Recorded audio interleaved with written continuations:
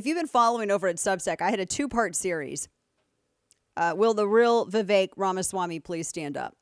And I had been working on this, just so you know, I've been working on this for a while. This is not something that came. I've had the draft going for quite some time.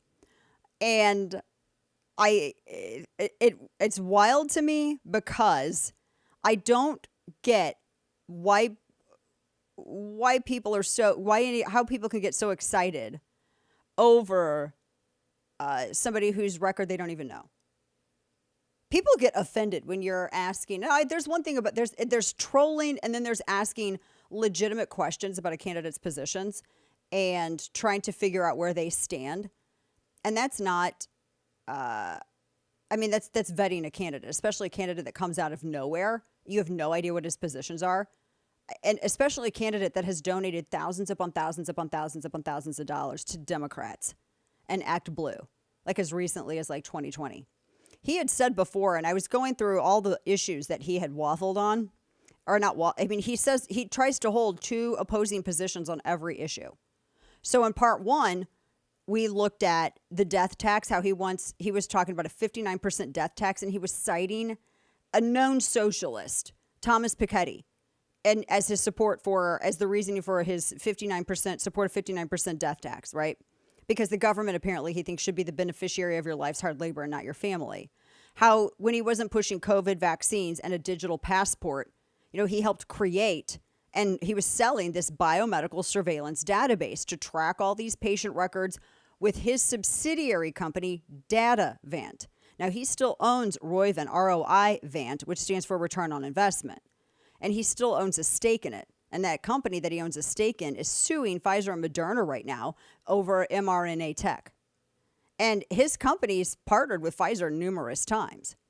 And not even, then there's the DEI. While he was CEO, his companies created DEI departments within the company.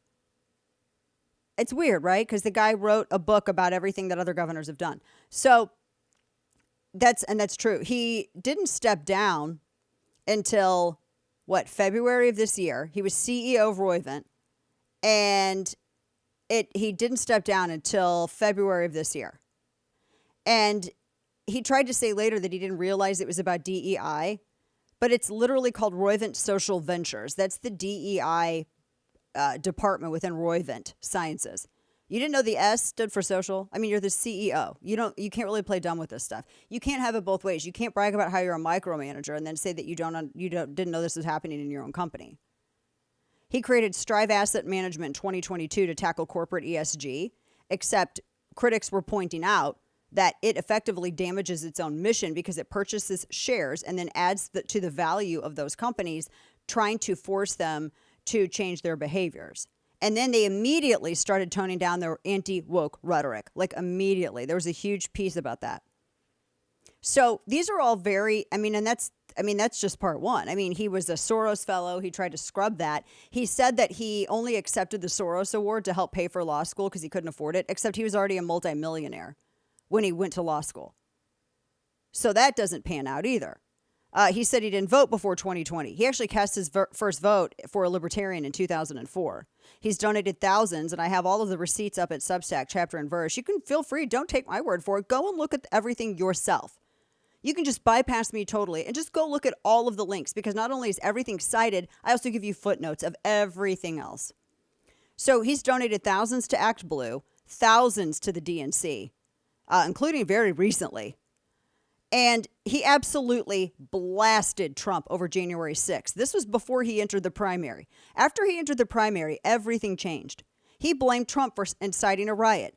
And after he entered the primary, Ramaswamy pulled another 180. He said, oh, no, Trump wasn't the cause of it. But his tweets, he said, quote, what Trump did last week was wrong, downright abhorrent, plain and simple. He blasted him in his book, said Trump had a victimhood complex, said he was the Stacey Abrams of the Republican Party, and went on and on and on. And then he said he would pardon the Biden family. He said it in an interview with the New York Post, and literally on camera, I have the video linked, in another interview where he said he would pardon the family. And then he changed his mind on that and accused everyone who criticized him for it of lying about what he said. to the extent that Twitter actually had to hit him with a community note correction. Now, when he talks about the deep state, I mentioned the Soros stuff, who's praised George Soros. I have that screenshot up there as well. We talked about China and Israel. You know, the thing with Israel, too, because he said that I feel like he said before, quote, let's just call a spade a spade. I didn't know much of this 6 months ago. He was talking about foreign policy, where he said, yeah, he wants to appease China because appeasing our enemies works really, really well.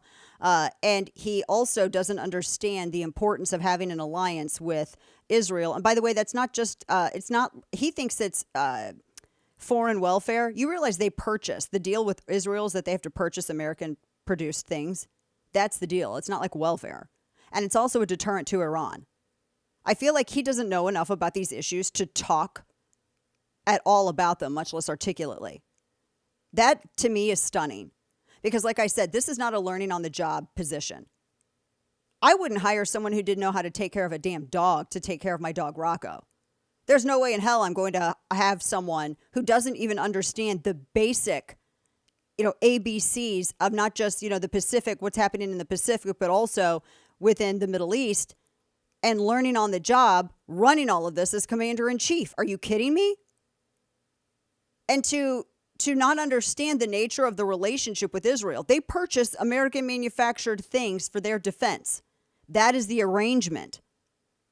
And it's a hell of a deterrence to Iran. The country that blows up our troops over in the Middle East. Like my friend Johnny Joey Jones, thanks to the Iranian mines. U.S. influence is measured by its alliances. So that's a big thing. The 911 thing was just an unforced error on his part. I just don't understand his whole thing on this. He said something very inarticulately. Then he tried to walk it back and say that he didn't say it. And this is audio soundbite 14. I mean, you can't claim media malpractice when you said the damn thing. Listen. Well, the truth is, he did say it. The quote was accurate, and it is on tape. And yes, this is how the media works. You get quoted for things you say accurately. Well, and I'm not a fan of CNN. You guys know that. I worked for them as a token conservative and did not want to continue. I'm not a fan of this. But you can't claim media malpractice and accuse someone of lying about what you said when there's a recording of what you said. And he knew that they recorded him. He agreed to it. That's what gets me. It's like you can't claim this. There's enough media treachery out there without having to do that. Because and especially when you're dumb enough to allow them to record you saying it. Good heavens. We got a lot more on the way. I don't know. He's got to be very, very careful because it's very easy to throw him. He's not the debater that you think he is. He's got a lot of tells and he gets rattled. And when it gets into foreign policy, that's going to be the end. Oh, man. He's acting like, I don't need to prepare for my debate. Well, you can't BS your way through the stuff you already proven you don't understand, dude.